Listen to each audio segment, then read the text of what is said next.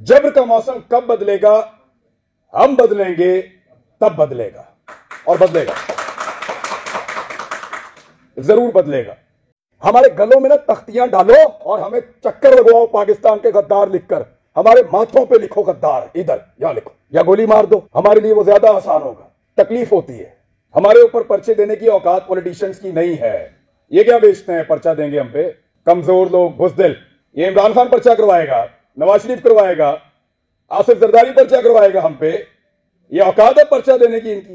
WhatsApp नहीं करवा सकते ये। पाकिस्तान की एस्टेब्लिशमेंट से खुली खुली मैं सामने बात कर देता हूं। आप गैरों की जंग में हमें धकेल दें तो आप मुहिब्बे वतन हैं, और हम आपसे ये पूछें कि इतने सारे बंदे क्यों मारे जा रहे हैं, तो हम गद्दार भी हैं और बागी भी हैं।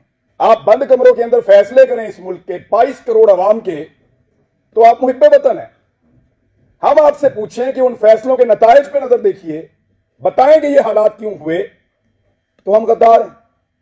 आप पाकिस्तान में बार बार रिजीम चेंज ऑपरेशंस करें, मुंतखब हुकूमतों को गिराएं, तो आप मुहिब्बे वतन हैं।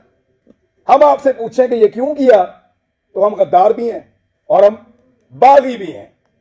आप वजीर आजमों के इंटरव्यूज करें और फैसला करें कि इसको बनाना है और इसको नहीं बनाना, तो आप मुहिब्बे वतन हैं। और हम जब ये कहें कि जनाब अवाम का फैसला होना चाहिए, ये 22 करोड़ लोग हैं, कीड़े मकोड़े नहीं हैं, तो हम गद्दार भी हैं और हम बागी भी हैं।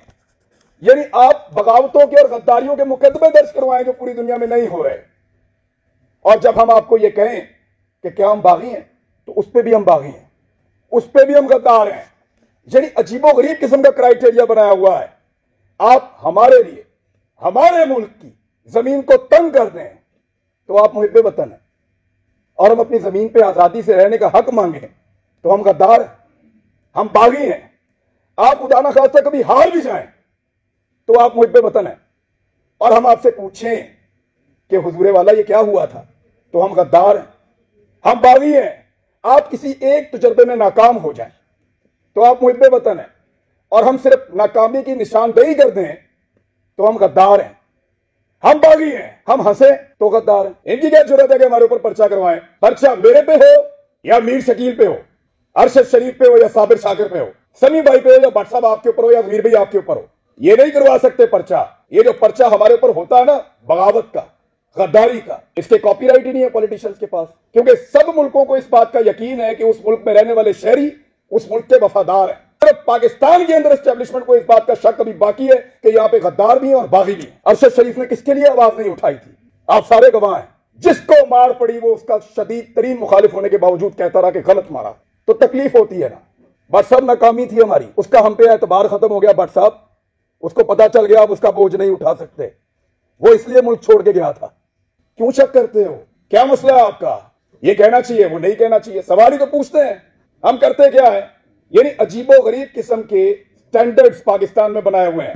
मैं कुछ चीजें आपके सामने रख देता हूं, तो गद्दार हैं। चुप रहें तो गद्दार हैं, बात करें तो गद्दार हैं, ना करें तो गद्दार हैं, हम सवाल करें तो गद्दार हैं, जवाब मांगे तो गद्दार हैं, जवाब ना देने पर रिएक्ट करें फिर गद्दार हैं। क्योंकि हम पैदा हुए हैं हुजूर गद्दारी के लिए। उन्हें पता लग गया था तो गाल होते हो, हम पे उसका एतबार खत्म हो गया था। तकलीफ होती है, चुप करके निकल लिया। इन्होंने मजाक उड़ाया उसकी तस्वीर दिखा दिखा कर, हमारे इख्तलाफात को हमारे खिलाफ इस्तेमाल किया, हमारे लोगों को तस्वीर भेजी कि ये देखो भाग रहा है, फोटो लगाओ सोशल मीडिया पे, गंदा करो इसको, भाग रहा है।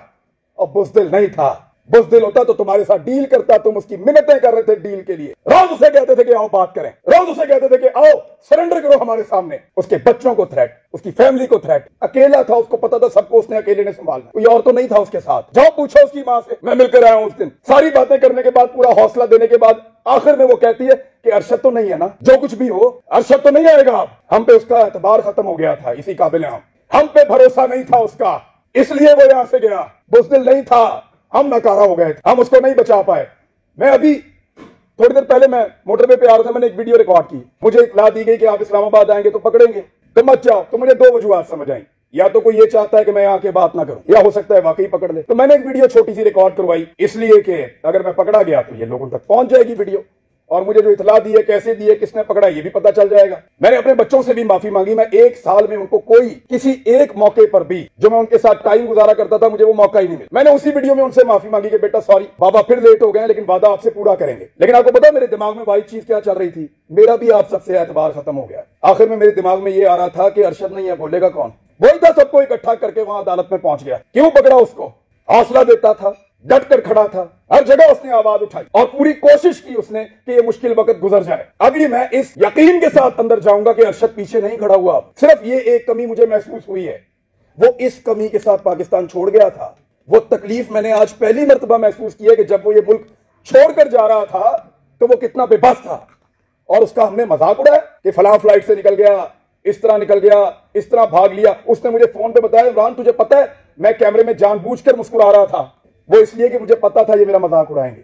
मजाक उड़ाते हो यार, पहले जमीन तंग करते हो, फिर कोई यहां से चला जाए तो उसका मजाक उड़ाते हो। क्या बंदूक लेकर तुम्हारे गले पड़ जाए? वो भाई बोलने का काम है उसका, साफी है वो अपनी सहाफत से टक्कर दे रहा था, देता रहेगा, शहीद है, तुम्हारे लिए निशाने इबरत बनेगा वो। मैंने पहले कहा था, आज फिर कह रहा हूं कि तुम्हें सिर्फ मारना आता है, हमें और बहुत कुछ आता है, और वो हम इंशाल्लाह करके दिखाएंगे। सिर्फ हमें मारना नहीं आता। दबा दबा के और जिसको दबाया एस्टेब्लिशमेंट ने दबाया। अहमद मीर का प्रोग्राम में बड़ा खुश था उस दौर में जब बंद हुआ, क्योंकि हम भी एक अजीबोगरीब दुनिया में रहते थे। माशरत उलूम की किताबें पढ़ के आए हुए थे, लगता था सारे हीरो हैं, एस्टेब्लिशमेंट पाकिस्तान की बहुत वफादार है। सच्ची बात है, किसी की आंखें पहले खुल गई, किसी की बाद में खुल गई, लेकिन अच्छी बात है खुल गई। लेकिन मफादात की पट्टी बांध के कभी आंख बंद नहीं की, अल्हम्दुलिल्लाह। कभी इसलिए आंख बंद नहीं की कि मफादात की उसके ऊपर पट्टी बंधी हुई थी। जब मुतीउल्लाह जान पे हमला हुआ, मैं क्लिप आप सबसे शेयर कर दूंगा, मैंने मुजम्मत की। वो बच्चा जिसके घर के अंदर घुस के मारा, जिसके साथ आपका केस चल रहा था, मैंने मुजम्मत की। जब अफसार आलम पे गोली चली तब मुजम्मत की, सब रिकॉर्ड के ऊपर मौजूद है। हामिद मीर के ऊपर गोली चली, मुजम्मत की। लेकिन हामिद मीर ने अपने मुंह से कहा था, मेरे भाई ने, कि मेरा प्रोग्राम सियासतदानों ने बंद नहीं किया। इमरान खान की क्या औकात है, बंद तो उन्होंने किया है। अब बोलता है इमरान खान से बदला लूंगा। अपने मुखालिफ को पहचानिए, फिर इकट्ठे हो जाएं, तो शायद आपकी जान छूट जाए, वरना ऐसे ही इसी तरह हमारा वक्त गुजरता रहेगा।